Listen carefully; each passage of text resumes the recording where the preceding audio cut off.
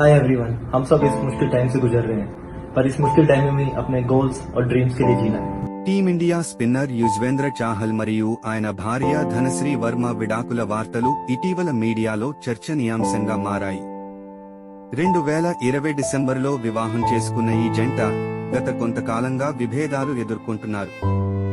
ఫిబ్రవరి 20, 2025న ముంబైలోని బాంద్రా ఫ్యామిలీ కోర్టులో చాహల్ మరియు ధనశ్రీ హాజరయ్యారు. The court has granted the decree of divorce. दोनों पार्टीज का डिवोर्स हो गया है. दोनों पार्टीज ने जो जॉइंट पिटिशन लगाई थी म्यूचुअल कंसेंट के लिए, वो कोर्ट ने एक्सेप्ट कर ली है. कोर्ट ने मंजूरी दे दी है.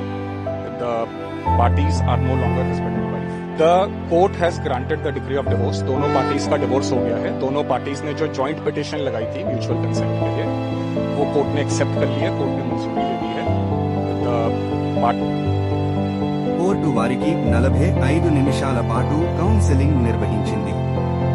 కానీ వారు పరస్పర అంగీకారంతో విడిపోవాలని నిర్ణయించుకున్నారు. దీంతో కోర్టు వారికి విడాకులు మంజూరు చేసింది. విడాకుల అనంతరం చాహల్ తన ఇన్స్టాగ్రామ్ లో "ఇది గందరగోళం, దయతో ఉండండి" అని పోస్ట్ చేశారు. ఇదే సమయంలో ధనశ్రీ కూడా సోషల్ మీడియాలో పోస్ట్ చేస్తూ "మన బాధలు, పరీక్షలు ఒకరోజు దేవుడి ఆశీర్వాదాలలోకి మారుతాయని" అన్నారు. విడాకుల ప్రక్రియలో భాగంగా ధనశ్రీ 60 కోట్ల రూపాయలు భరణం డిమాండ్ చేసిందని పుకార్లు వ్యాపించాయి. అయితే ఆమె కుటుంబం ఈ వార్తలను పూర్తిగా ఖండించింది. ఇలాంటి ఆరోపణలు పూర్తిగా నిరాధారమైనవి.